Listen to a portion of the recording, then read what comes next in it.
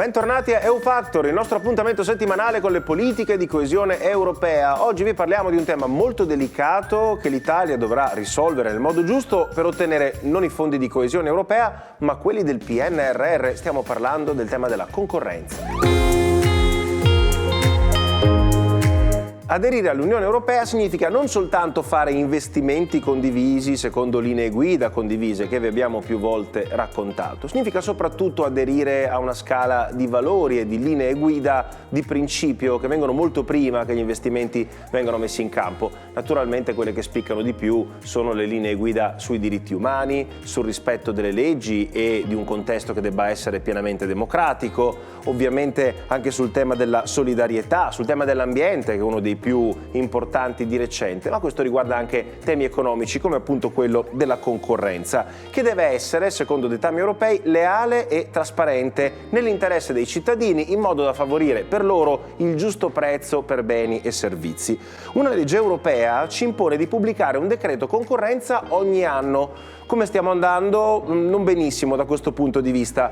Dal 2009 in avanti è successo solo 2 volte che il governo pubblicasse un decreto concorrenza, nel 2017 e lo scorso anno, e quest'anno sarà giocoforza per ottenere il PNRR la seconda volta in assoluto in cui pubblicheremo il decreto concorrenza per 2 anni consecutivi. Da questo punto di vista il governo è al lavoro e anzi ha già presentato la bozza in Parlamento. Nel decreto concorrenza del governo Meloni ci sono vari aspetti, quello principale è sicuramente quello dell'energia, dal momento che il prezzo del gas e dell'elettricità è decollato a causa dello scoppio del conflitto russo-ucraino e quindi bisognerà cercare di regolare meglio i prezzi garantendo agli utenti, dato che si tratta di beni fondamentali, il fatto di spendere cifre abbordabili per le loro tasche. Verranno utilizzati anche dispositivi tecnologici, verranno ulteriormente diffusi i cosiddetti contatori smart per evitare il consumo presunto e andare invece su quello reale, dato che si vogliono promuovere anche buone pratiche riguardanti al risparmio. E poi ci sono altri temi, soprattutto legati alla corretta e trasparente pubblicazione dei bandi per l'assegnazione delle concessioni. Uno di questi riguarda i parcheggi che servono le aree pubbliche. Provate a immaginare un parcheggio a pagamento accanto a un ospedale, per esempio. Da questo punto di vista le concessioni dovranno essere più corte e si dovrà fare un bando, non si potrà attuare l'assegnazione diretta. L'altro tema, ancora più delicato, è quello dei balneari. L'Italia è un paese che ha una risorsa turistica straordinaria nelle coste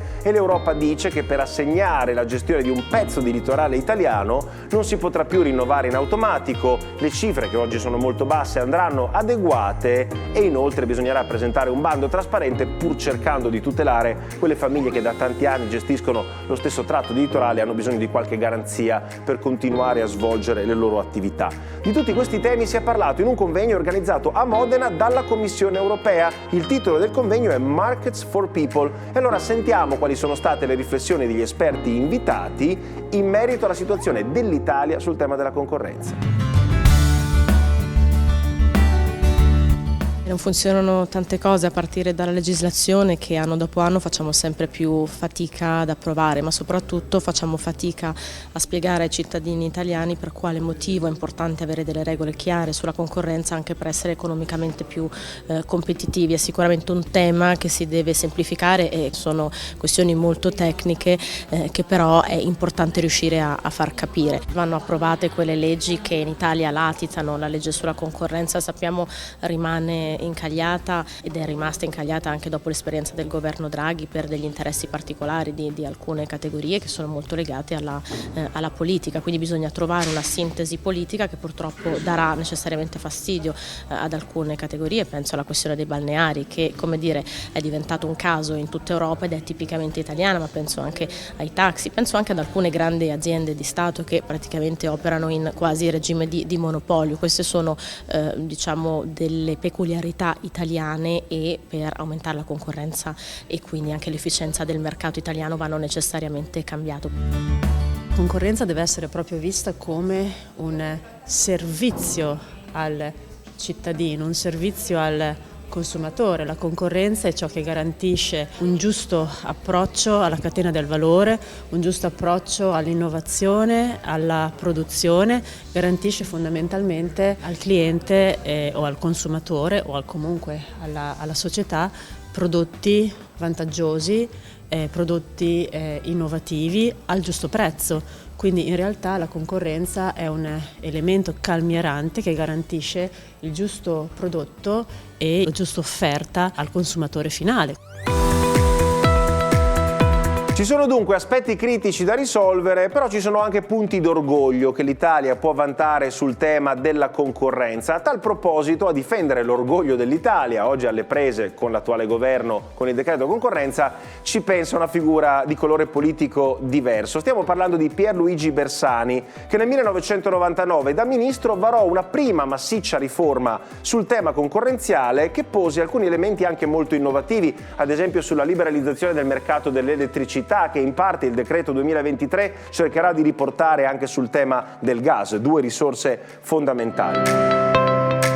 Qualcosa da imparare, qualcosa può insegnare, perché io credo che nel passato abbiamo avuto del coraggio, abbiamo fatto cose che in Europa non si sono fatte, tipo, che ne so, la concorrenza sull'alta velocità, tipo aver fatto lo spezzatino dell'Enel, cose che nessuno ha fatto nell'Europa continentale. Oggi l'Enel è una delle più grandi società mondiali. Dopodiché invece dobbiamo imparare a prendere un po' più le direttive europee non come un'imposizione ma come un'occasione per delle politiche nuove.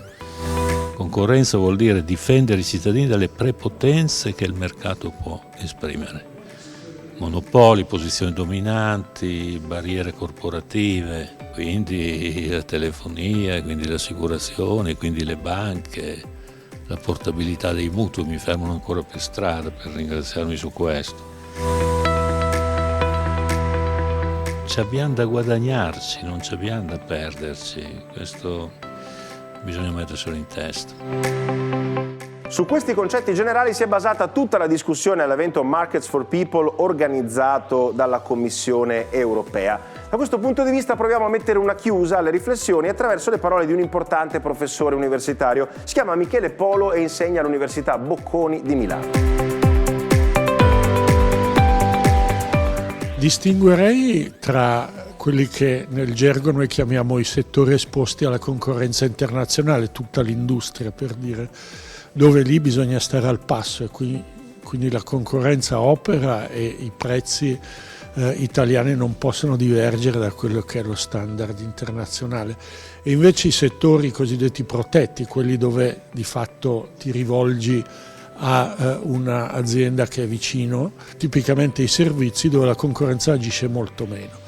In Italia noi abbiamo una divaricazione sia in termini di andamento dei prezzi che di produttività, efficienza, innovazione, con i servizi indietro rispetto all'industria. L'Europa anche nei servizi è stata una spinta importante perché molti servizi di pubblica utilità, penso ai servizi energetici, alle telecomunicazioni, ai trasporti, si sono comunque aperti alla concorrenza grazie alla spinta dell'Europa. Io sono arrivato oggi a Modena con un treno di alta velocità, quello è un esempio di come è nato un mercato dove prima c'era solo l'operatore Ferrovie dello Stato e Trenitalia e dove oggi avevo l'opportunità di scegliere fra Italo e Frecciarossa, con un impatto da quando Italo è entrato anche sul prezzo dei biglietti.